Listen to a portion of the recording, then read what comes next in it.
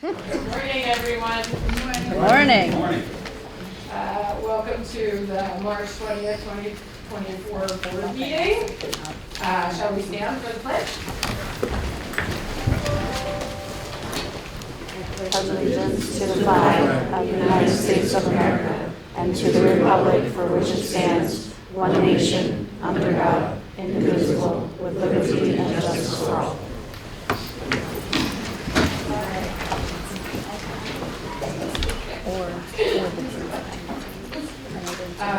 All right. Good morning, Madam Secretary. Will you please read the public notice? Good morning. Adequate public notice has been given pursuant to the Open Public Meetings Act. Notice has been posted at the board's office and website and emailed to the Department of State and to newspapers to board circulation within the state. Thank you. And can we have a roll call, please? Commissioner Christo DeLue. Here. Commissioner Abdul. Here. Commissioner Bainbridge. Here. And President Gulsadoldi. Here. And when is our next meeting? The next regular board meeting will be held on Wednesday, April 17, 2024. It'll be a hybrid meeting in person at the board hearing room at 44 South Clinton Avenue in Trenton, and live streaming via YouTube. Thank you. We will have an executive session today with just a few opening comments from me.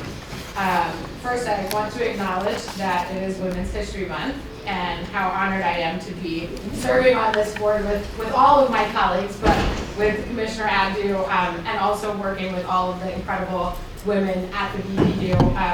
This is utility regulation is sometimes often a majority men, and so being able to have such incredibly talented women working in this space is such a true honor. And of course, all of my colleagues in the cabinet, there are several women majorities in the cabinet, and so it's just an honor to be working in state government with so many brilliant and strong women. So kudos to all of you for Women's History Month. Couple specific items. Last week, the winter termination program ended, so if you do need assistance paying your bills, please reach out to BPU, go to our website, go to 211. Next week, we are hosting a utility assistance event in Elizabeth, and that's an opportunity to meet face-to-face with some folks who can help fill out energy assistance applications. So please don't wait until you're faced with a potential service disruption to get assistance. We have a lot of help available, and we want to make it available to you as residents. I think that's all for my opening. Any comments from my colleagues? If I could, Madam President, I'd just like to wish everyone a blessed holiday season. We're celebrating Easter. It's coming up. We'll have Easter before our next board meeting, so I wish everyone a blessed Easter. And it is Ramadan, so Ramadan Mubarak to our Muslim brothers and sisters. And spring has sprung. It is the first day of spring. It's colder than we would think, but it is certainly a season of renewal, and our religious and spiritual faiths give testimony to that as well. Orthodox Easter is in over a month, so Commissioner Abdu and I will have an opportunity to wish Orthodox Christians a blessed Easter later in April. Thank you. And I almost forgot that we are acknowledging a few new staff members. So before we go into executive session, you don't have to say anything, but if you could stand so that everyone knows who you are and can find you in the future. We have Bailey Lawrence from the Office of Communications. We stole Bailey from the governor's office, so hopefully that's not going to be held against us. Lawrence Spring from the Office of Budget and Finance. And Paul Uchek from the Division of Clean Energy. Thank you. Wishing you all just the greatest success and look forward to working with you. As I think you already know, we have an incredible team, and the staff of the BPU is like a family, and everyone is just so dedicated. So we're glad to have you on board. All right, we will be going into executive session to discuss item 9A. It should be a short one, so 10 minutes. Don't run away just yet. Can I get the Attorney General's office to explain the justification? Good morning, President, Commissioners. For the record, I am D.J. Stephen Chaplin. And agenda item 9A falls within the contract negotiation and attorney-client privilege exception to the Open Public Meetings Act, which can be found in New Jersey Statute 10:4-12B7. Thank you. Thank you. Can I please have a motion to go into executive session? So moved. Second. All in favor? Aye. Thank you. Be right back. Okay, can we have the consent agenda, please? There will be 2 votes, is my understanding, correct? Yes. Yes. And the first is 1A, 2A, 4A, 4B, 5A, 8A. No, the first would be 1A, 2A, 4A, 4B, 5A, 5B, 6A, and 8A. Okay. Can we have a roll call on that? Can a motion be seconded? So moved. Thank you. Second. Commissioner Crystal Delulu, Yes. Commissioner Abdul, Yes. Commissioner Baines, Yes. and President Lucidoki. Yes. And on consent agenda item 9A, this would be for the approval of minutes December 6th and December 20th. So moved. Second. Roll call? Commissioner Crystal Delulu, Yes. Commissioner Abdul, Yes. Commissioner Baines, and President Lucidoki. Yes. Thank you. Thank you, Secretary. Moving on to the regular agenda, we will begin with 2A, the Dean. Good morning, Madam President and Commissioners. On January 9th, 2024, Jersey Central Power and Light Company filed a petition with the board seeking approval to extend its participation in a subscription agreement with Grid Assurance LLC for spare transmission equipment services for an additional 5-year term and with automatic renewals not requiring board approval. Additionally, the company requested that in the interim, the board issue an order authorizing the company to continue operating under the terms of the agreement until the board issues a final decision and order in this matter. The board approved the initial 5-year term of the subscription agreement by order dated February 27th of 2019. By that order, the board authorized the subscription agreement for an initial term of for an initial 5-year term with an expiration date in March of 2024. In their petition, JCPL noted that extending the term of the agreement would enable the company to continue to provide safe, adequate, and proper service to its customers. The agreement would protect the company's electric transmission system by increasing its supply options and the resources available to mitigate the risks of long-term outages associated with both catastrophic and non-catastrophic events. The company further noted that continued participation in the subscription agreement would allow JCP&L to access Grid Assurance's inventory of long lead time transmission equipment under a discretionary sale of inventory spares, even in the absence of a qualifying event as defined by the agreement. While board staff continues to review the changes to the subscription agreement in this petition, an interim order extending the prior agreement would allow JCPL to maintain uninterrupted participation in the subscription agreement and their access to transmission equipment should the need arise. At this time, staff recommends that the board issue an order authorizing JCP&L to continue to operate under the terms of the subscription agreement until the board issues a final decision and order in this matter. So moved. Second. Any questions or comments? If not, roll call, please. On the motion to approve staff's recommendation, Commissioner Crystal Delulu, Yes. Commissioner Abdul, Yes. Commissioner Baines, Yes. and President Lucidoki. Yes. Thank you, Ian. Thank you. Moving to 2B, Casey. Good morning, President and Commissioners. On January 26th, the electric distribution companies filed a joint petition requesting recovery of FERC-approved changes in firm transmission service-related charges. Based upon the allocation of these charges, the monthly bill for a residential customer using 650 kWh will change by the following amounts: a decrease of $1.06 for ACE, an increase of $1.58 for JCP&L, a decrease of 49 cents for PSE&G, and an increase of $4.10 for Rockland. Staff recommends the board approve the changes to the BGS transmission rates effective April 1st. Staff further recommends the board authorize the EDCs to collect from or refund to BGS customers the costs associated with the FERC-approved changes and waive the 30-day filing requirement. Finally, staff recommends the board direct the EDCs to file revised tariffs by April 1st. So moved. Second. Questions or comments? Roll call, please. On the motion to approve staff's recommendation, Commissioner Crystal Baloo? Yes. Commissioner Atul? Yes. Commissioner Baines? Yes. President Roosevelt? Yes, thank you. QC. On January 9th of 2023, PSE&G filed a petition seeking review and approval of certain components of the company's electric and gas societal benefits charges, specifically the energy efficiency and renewable energy and social programs components. Through the course of the proceeding, PS updated the petition to include actual information through February of 2023. Following a review of the petition, updates, and conducting discovery, the parties have now executed a stipulation resolving the matter. Based on the stipulation, PS would modify the EE and RE component of its electric and gas SBC rates consistent with the petition.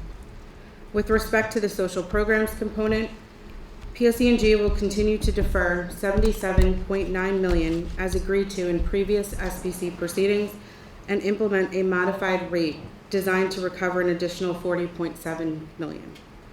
A prudence review of the $77.9 million will occur in PSE&G's COVID-19 deferral proceeding. Based on the stipulation, a typical electric residential customer will see a monthly increase of 42 cents, and a typical residential gas customer will see a monthly increase of $1.06. Staff recommends the board issue an order approving the stipulation and directing PS to file revised tariffs by April 1st. So moved. Second. Questions or comments? Roll call, please. On the motion to approve staff's recommendation, Commissioner Crystal Baloo? Yes. Commissioner Atul? Yes. Commissioner Baines? Yes. And President Roosevelt? Yes. Eugene. On September 11th, 2023, New Jersey Natural Gas Company filed a petition seeking approval to modify the remediation adjustment and New Jersey Clean Energy Program components of its societal benefits charge. New Jersey Natural also sought recovery of its remediation expenditures incurred from July 2022 through June of 2023. The petition was subsequently updated to include actual expenditures for remediation year 2023 and to update the proposed rate components. The parties have executed a stipulation that requests the company be authorized to implement the revised component rates consistent with the update. As a result, a typical residential heating customer will see an increase of $1.14 per month. Staff recommends the board approve the stipulation and direct New Jersey Natural to file revised tariffs by April 1st. I'll move it. Second. Questions or comments? Roll call, please. On the motion to approve staff's recommendation, Commissioner Crystal Baloo? Yes. Commissioner Atul? Yes. Commissioner Baines? Yes. And President Roosevelt? Indeed. Still with us. And still on SBC.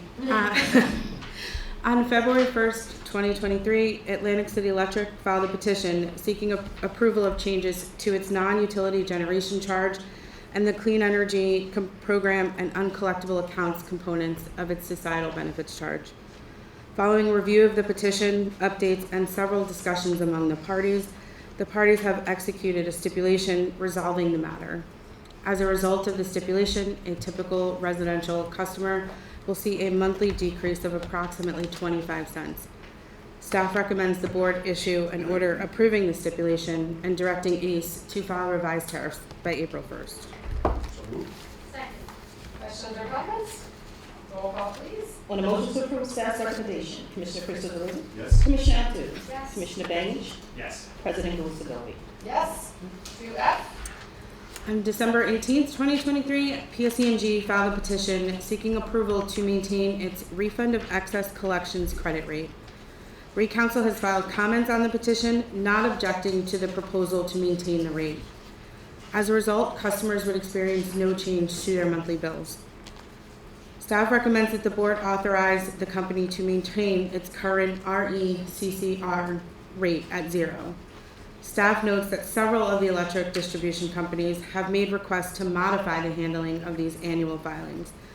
And accordingly, staff recommends that the board direct PSE&G to work collaboratively with the other EDCs, staff, and Rate Counsel prior to the next filing to attempt to find a resolution.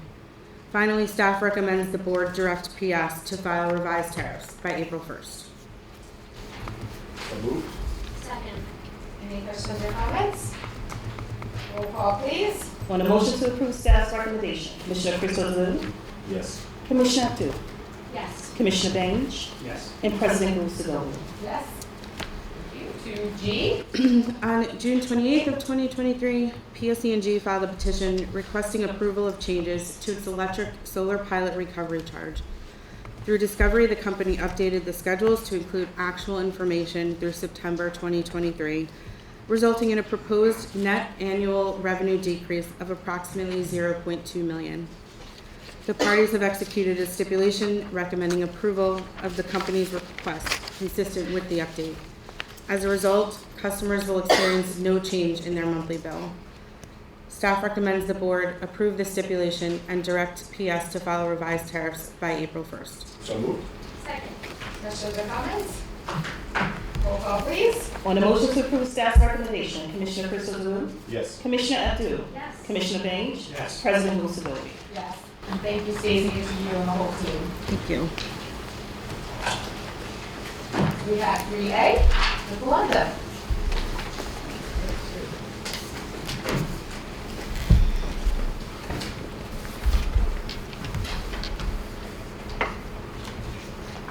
Good morning, Madam President and Commissioners.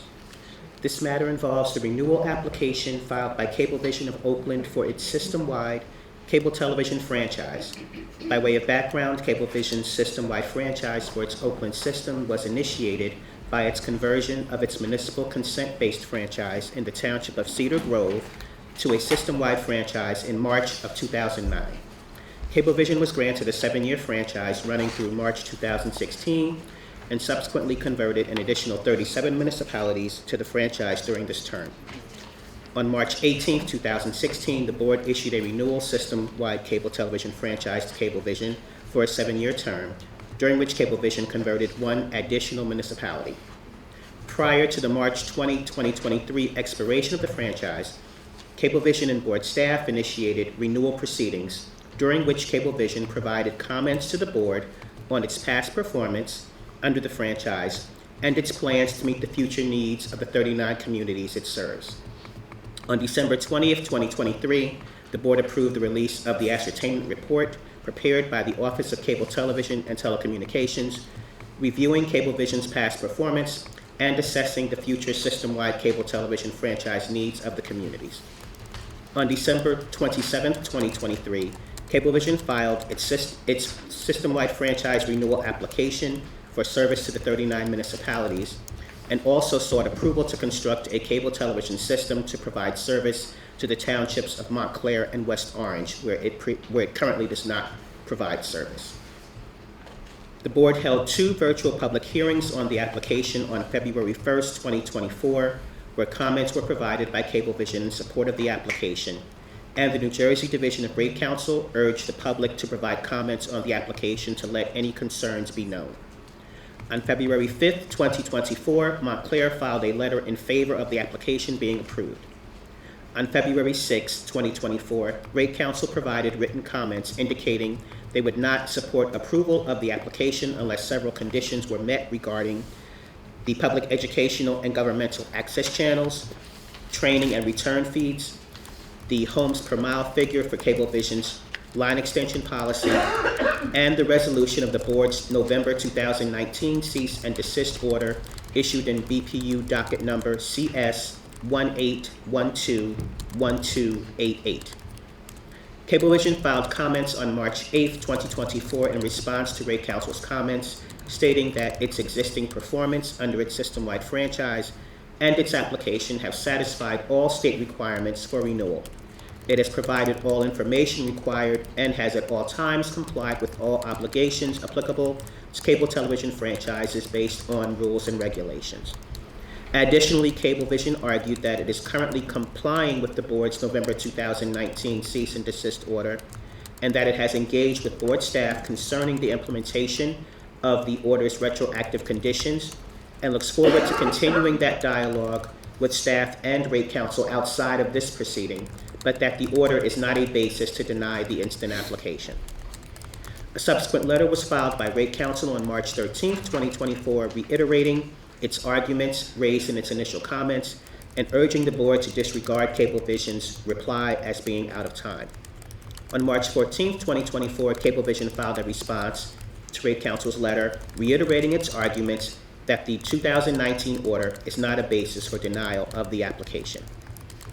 Because Rate Council's requests fall outside of the parameters of the board's statutory criteria outlined for review of the application found at NJSA 48:5A-17 and NJSA 48:5A-28, and go beyond the scope of review required by the same, staff does not recommend including them as part of the conditions of the order at this time. Pursuant to the statutes, the applicant must meet the specific requirements for operating a system-wide franchise as delineated in subsections NJSA 48:5A-28H through N. Cablevision has certified that it would comply with these commitments, which include line extensions, PEG access channels, interconnection with other cable television companies, free cable and internet service to public schools and municipal buildings, training and equipment for PEG access users, return feeds, and compliance with customer protection regulations. Cablevision has committed to abide by these requirements as well as maintain its current insurance and performance bond amounts and adherence to requirements for a local office and designation of the OCTV&T as the complaint officer under the franchise. Staff therefore recommends that the board approve Cablevision's renewal application and as well as the extension of its service to Montclair and West Orange, subject to the conditions contained in the order, including but not limited to the provision of updates to the construction schedule of the extension of the townships, as well as all applicable state and federal laws and rules and regulations of the OCTV&T, and the franchise will expire on March 20th, 2030. So moved. Any questions or comments? Roll call, please. On the motion to approve staff's recommendation, Commissioner Crystal Deleu? Yes. Commissioner Abdul? Yes. Commissioner Baines? President Bill Sidoki? Yes.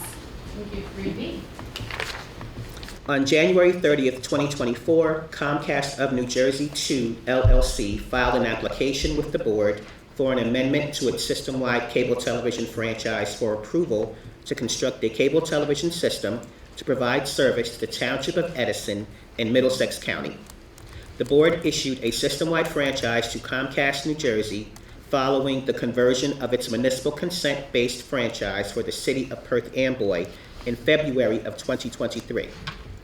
The Comcast application is requesting approval for issuance of an amendment to its system-wide franchise to expand its service territory into a municipality which Comcast currently does not serve.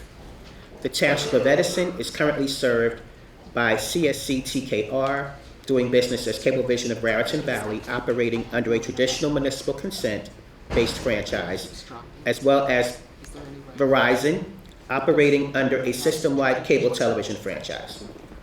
Comcast currently serves a total of 41 municipalities under its traditional municipal consent-based cable television franchise and one system-wide cable television franchise, and plans to serve the township through construction of an existing plans to serve the township through construction of an extension to its existing cable TV system. Following its review of Comcast's application, board staff issued a request seeking additional follow-up information on February 23rd, 2024. On March 4th, 2024, Comcast filed its responses, which addressed staff's concerns. On February 27th, 2024, 2 virtual public hearings were held to receive public comment on the application, at which comments were provided by Comcast and the New Jersey Division of Rate Counsel and many residents of Edison, including Edison Mayor Sam Joshi. Mayor Joshi spoke in favor of the application, stating that requests for increased competition and improved internet and cable services were among the top issues voiced by residents of Edison. A number of residents spoke out in favor of the approval of the application to provide competition, improved and advanced services, and a positive impact expected on rates. Written comments were accepted by the board through March 4th, 2024. Rate Counsel filed comments with the board stating that it reviewed the application and supporting documentation and believes that Comcast has substantially met the provision of service requirements delineated under the State Cable Act and the board's regulations. Furthermore, Rate Counsel suggested that the board address Comcast's proposal for the provision of equipment and training to the municipality, as well as the local office provision. On March 7, 2024, Comcast filed a letter in response to Rate Counsel's comments indicating it had addressed the concerns in its March 4, 2024 filing and reiterated that it would meet or exceed all statutory requirements. No other comments were made at either the public hearing or were filed electronically thereafter. Pursuant to the statute, the applicant must meet the specific requirements for operating a system-wide franchise as delineated in subsections NJSA 48:5A-28H through N. Comcast has certified that it would comply with these commitments, including line extensions, public educational and governmental access channels, interconnection with other cable providers, free cable and internet service to public schools and municipal buildings, training and equipment for access users, PEG access return feeds, and compliance with customer protection regulations. Comcast has committed to abide by these requirements as well as maintain its current insurance and performance bond amounts, adherence to the requirements for a local office, and the designation of the Office of Cable Television and Telecommunications as the complaint officer under the franchise. Upon review of Rate Counsel's comments, staff finds that Comcast's proposal regarding the provision of equipment and training and the local office meets the requirement of the board's rules and regulations.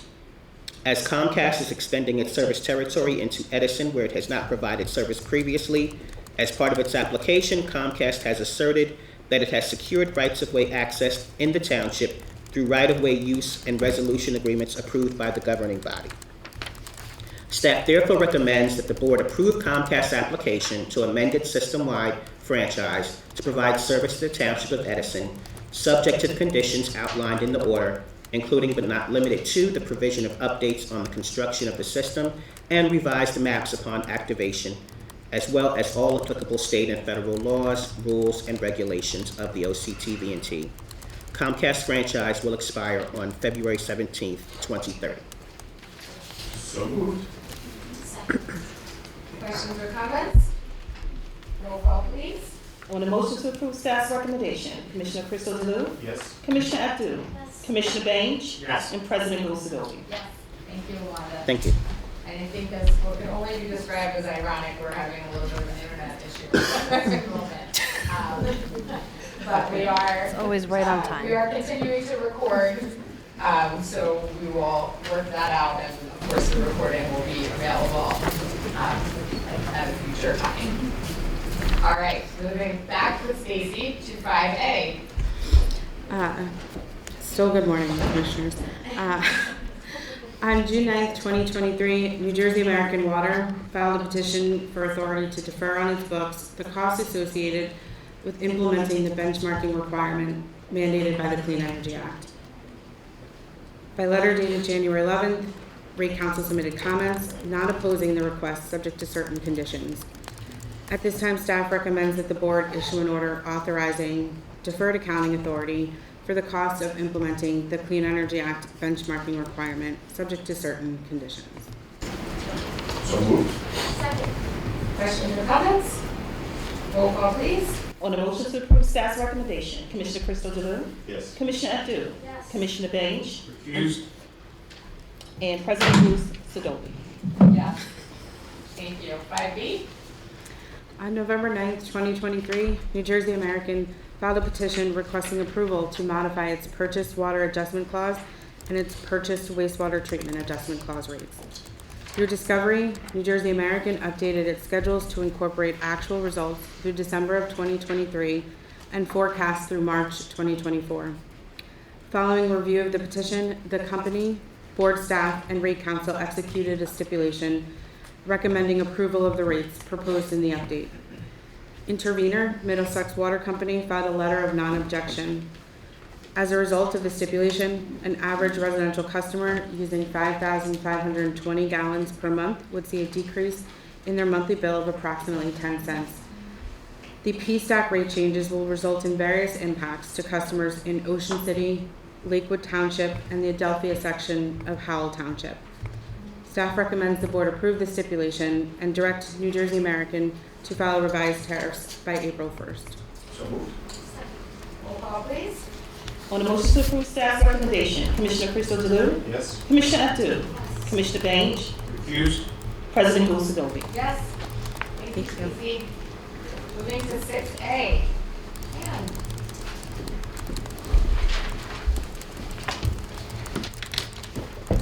Good morning, President and Commissioners. Good morning. A little bit louder for us, Ann. Thanks. Great, yeah. Between September 16, 2016 and January 10, 2023, while installing conduit, J&R Construction LLC and Sunny World LLC engaged in multiple New Jersey excavations and came into contact with and damaged natural gas infrastructure belonging to PSE&G, New Jersey Natural Gas, and South Jersey Gas Company. Following staff's investigation, where probable violations of the Underground Facility Protection Act were found, notices of probable violation were issued to the excavator. Those probable violations included the alleged failure to use reasonable care during excavation and to properly hand dig and locate underground facilities within 24 inches of the marks. Following several discussions, staff and the excavator entered into a stipulation resolving 22 of the alleged violations for $60,000. The 22 alleged violations provided in the stipulation do not involve catastrophic situations, death, or property damage. The stipulation only applies to the 22 alleged violations provided in the stipulation and does not extend to any pending or future investigations of or actions regarding alleged violations of the act committed by the excavator. Staff recommends that the board adopt the stipulation. So moved. Second. Questions or comments? Just from me, thank you to you and the whole team for your work on this and getting through some of the backlog. We want to make sure that public safety is paramount and a number one priority, so we appreciate all of your work. And we will be looking into the regulations and the fines associated with these actions going forward. So very much appreciate that and your work on looking into that regulation as well. Thank you. Roll call, please. On the motion to approve staff's recommendation, Commissioner Crystal Delulu? Yes. Commissioner Abdul? Yes. Commissioner Baines? Yes. And President Gulsdorf? Yes. Thank you. 7A. Looks like Nick will be joining us presenting for the first time. Welcome, Nick. Good morning, Madam President and Commissioners. On June 29th, 2023, the board issued an order mandating that, among other things, gas and electric distribution utilities in the state provide an annual Fresh Start assessment report to the board beginning on February 15th, 2025. The utilities administer the board's Fresh Start program with oversight by the board.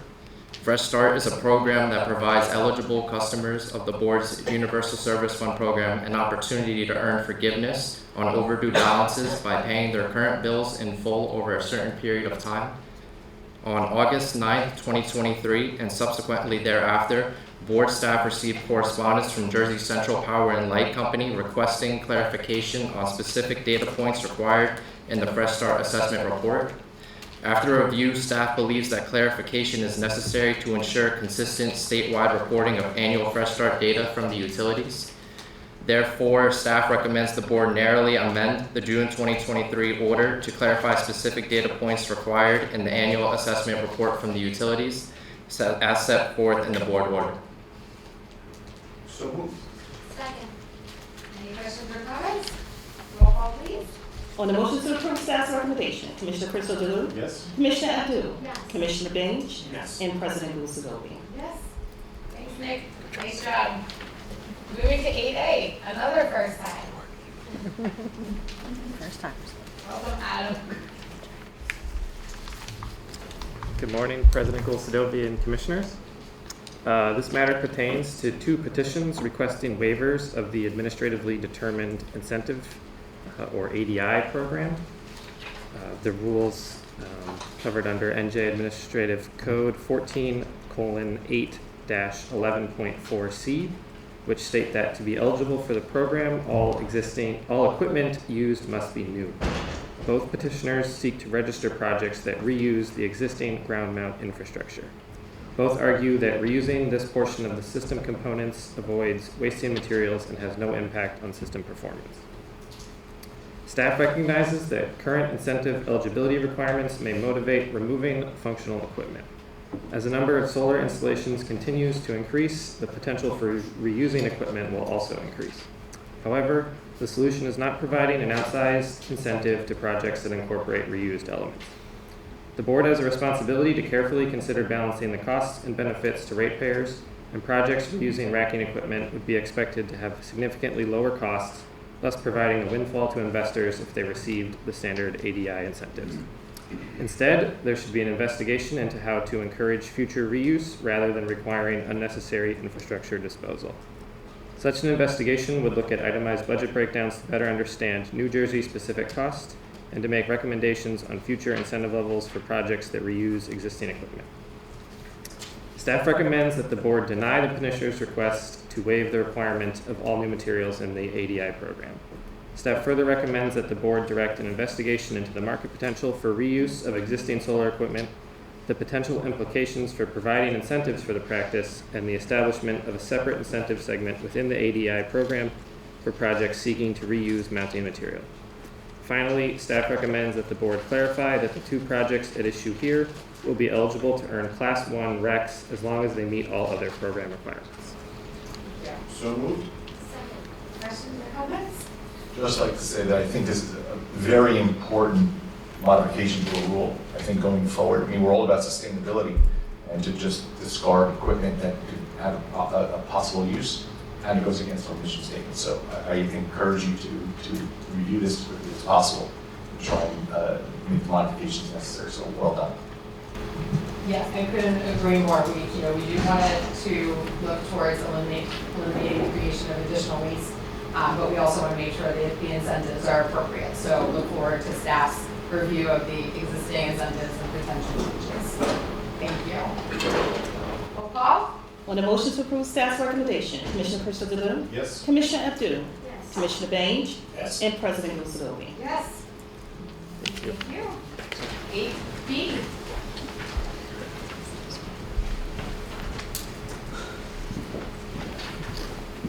David. Good morning, President and Commissioners. This matter pertains to the posting of a Notice of Funding Availability, or NOFA, for funds available through the Community Energy Plan Implementation, or CEPI, grant program. On September 29th, 2023, the New Jersey Board of Public Utilities submitted an application for funding through the U.S. Department of Energy's Energy Efficiency and Conservation Block Grant Program, or EECBG. Total funding available to New Jersey through EECBG is $2.4 million. An additional $1 million comes from New Jersey's Clean Energy Fund. On November 17th, 2023, the board approved the establishment of the CEPI grant program. This program will use funds from both EECBG and the Clean Energy Fund to provide grants to municipalities. The goal of these grants is to assist municipalities with implementing clean energy, renewable energy, or energy efficiency projects that were identified in Community Energy Plans, or CEPs. CEPI funding is not available for projects that are eligible for non-competitive funding through other federal, state, or utility sources. Staff proposes publishing a NOFA in the New Jersey Register announcing funds available through CEPI. The tentative publishing date in the New Jersey Register is May 6, 2024. This is consistent with New Jersey Statute 52:14-34.4, which requires each state agency which awards federal or state grant funds shall publish notice regarding the availability of those funds in the New Jersey Register. All municipalities in New Jersey which have completed a CEP through the Community Energy Plan Grant, or CEPG, or which have completed an equivalent plan are eligible to apply for funding.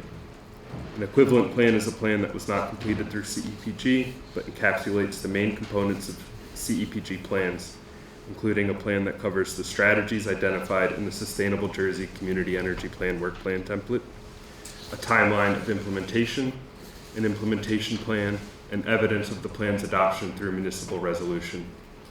Interested applicants must complete and submit the SEPI application form and project workbook, which can be found on New Jersey's Clean Energy Program website at www.njcleanenergy.com/CEP.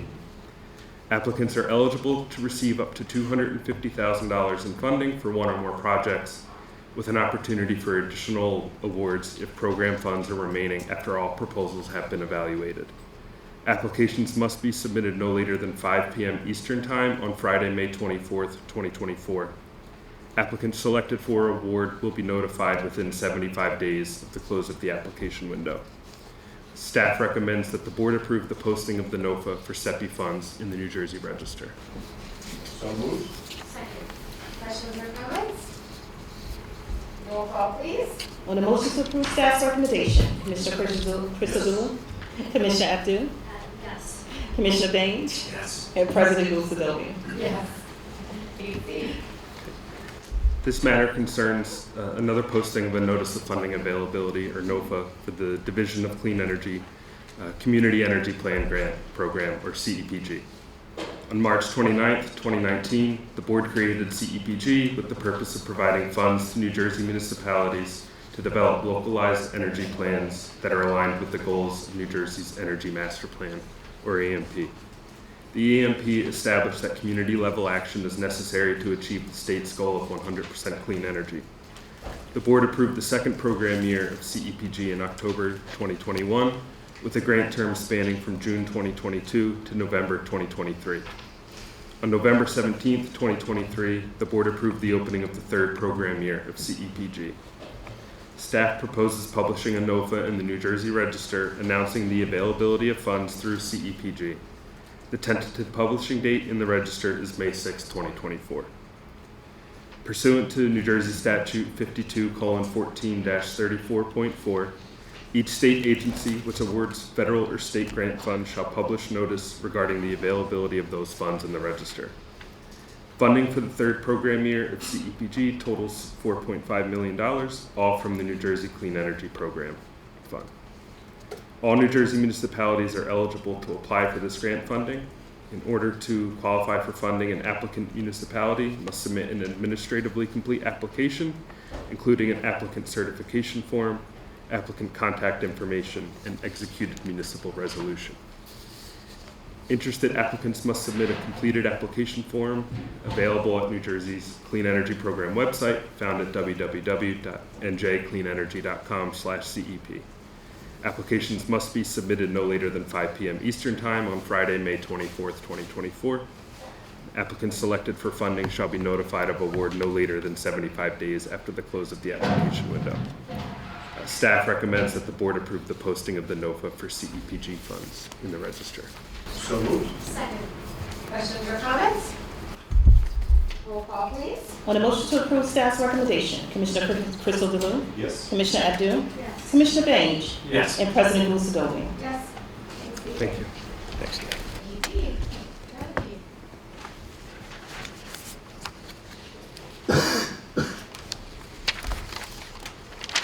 Good morning, President and Commissioners. This matter pertains to the State Agreement Approach, or SAA1 projects. The updates before you are cost, scope, and allocation adjustments, which collectively result in a net decrease of $29 million to the SAA1 projects. Since SAA order was issued, staff and PJM regularly meet to discuss ongoing updates related to the awarded projects. As part of these meetings, PJM continues to provide updates to staff when PJM receives cost adjustments from the awarded SAA projects. PJM has indicated that these updates are not uncommon. Cost and scope adjustments for public service, electric and gas companies Lake Nelson subproject are a result of the additional, more detailed analysis conducted after the SAA project was awarded. The engineering analysis conducted by PSE&G, as detailed to board staff by PJM staff and PSE&G, resulted in additional equipment to meet applicable reliability standards. In addition, Atlantic City Electric and PSE&G canceled a number of SAA projects after engineering analysis proved the work was no longer needed. There are also cost and scope adjustments associated with the Mid-Atlantic Offshore Development, MAOD's Larrabee Collector Station, or LCS, an onshore point of interconnection established by the SAA. Detailed engineering analysis by MAOD and PJM revealed that to address the reliability needs, MAOD needs to increase the size of the transformers at the LCS. Additionally, a number of SAA1 projects associated with the North Delta Station have been canceled due to refined needs analysis triggered by added load in the region. PJM determined that these upgrades made certain SAA1 upgrades obsolete and would have been required with or without the SAA. Thus, the SAA has been relieved of cost responsibility for these projects and their replacements. The last adjustment captured in the cost is a cost allocation adjustment to the North Delta project, which requires additional reliability upgrades that have been recategorized by PJM under the multi-driver project framework. Per the PJM operating agreement and cost allocation methodology, the additional costs associated with multi-driver will not result in a cost change for SAA, but the allocation of the SAA's portion of the North Delta project has changed from 100% to 74.27%. The cost, scope, and allocation changes will not affect the expected completion dates of the SAA projects. All projects are expected to be completed on or before schedule. The total cumulative cost changes captured in this order result in a $29 million cost decrease to the SAA projects. Staff recommends the board approve these cost, scope, and allocation adjustments to the SAA1 projects. Thank you. So moved. Second. Questions or comments? Thank you. Thank you. Roll call? On a motion to approve staff's recommendation, Commissioner Crystal Dillon, Yes. Commissioner Abdul, Yes. Commissioner Bange, Yes. President Glusadovy. Yes. Thank you. Last but not least, Dr. Ben, 9A. Good morning, Madam President and Commissioners, and happy spring. This matter was also presented in executive session and concerns a request for quotation, or RFQ, to retain a consultant to assist staff with tasks related to conducting a study of rate design, programs, and policies for driving equity in the clean energy transition.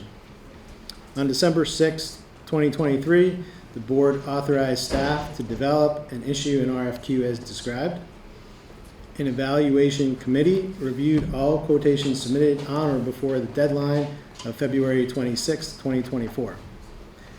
After review and after requesting and receiving best and final offers, the evaluation committee selected the overall best quote to recommend to the board. Staff therefore recommends that the board approve the evaluation committee's recommendation for a selected consultant and direct staff to work with the Department of Treasury to execute a contract for services as described in the RFQ and the scope of work. Thank you, Dr. Woodwell. So moved. Questions or comments?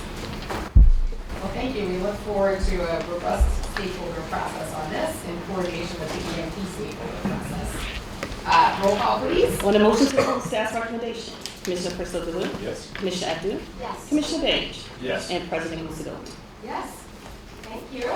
Thank you. And if there are no other questions or comments, this will conclude our March 20th meeting. Can I have a motion, please? So moved. Second. All in favor? Aye. Now we can get going. Have a great day, everyone. Now we can get going. Yeah, exactly.